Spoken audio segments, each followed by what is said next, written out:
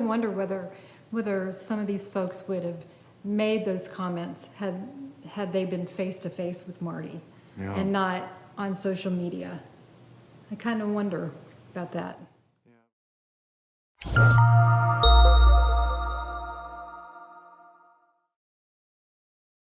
Another major point I'd make is concerning the best way to respond to someone who's doubting. What is the best way? Well, I'd say let's take the example of Jesus. He provided evidence, he encouraged him, and he complimented him. And someone who's doubting, not because they want to get out of Christianity, because they want to cheat on their wife or do something else for moral reasons. I'm talking about people who they're sincere about their doubts. You know, you want to provide evidence, and you want to be loving brothers and sisters in Christ, not sarcastic and demeaning like we see a lot of these posts that are going on about how doubters are being treated. That's just an ungodly response.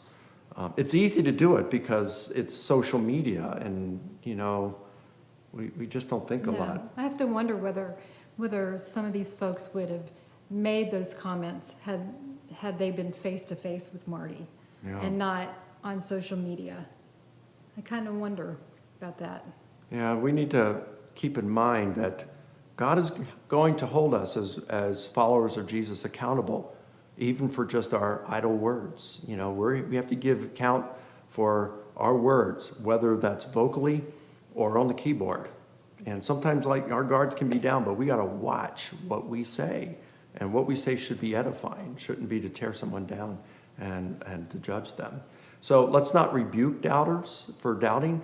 Let's not downplay their doubts. The questions Marty and others are asking, many others are asking, are difficult questions, and they're deserving of thoughtful, reasonable answers. And the answers are there. I've looked at this stuff for more than 3 decades and wrestled with it. The answers are there. But you do have to spend some time looking at this stuff. A lot of college students are asking these questions. Yes, they are. Aren't they? I get emails all the time about college students and even older adults who are saying, watched one of your debates, watched your lecture, man, you saved my faith, or I became a Christian as a result. So, we need to be authentic and give authentic, reasonable answers. It's very important.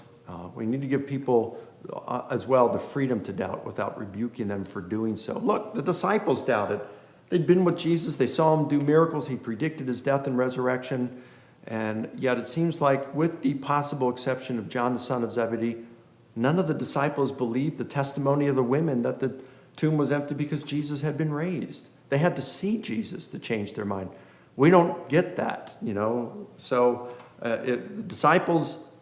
Jesus says, blessed are those who have seen and believe, you've seen and believe, but blessed are those who have not seen and yet believe. But we've got tangible evidence that we can present today, and we should.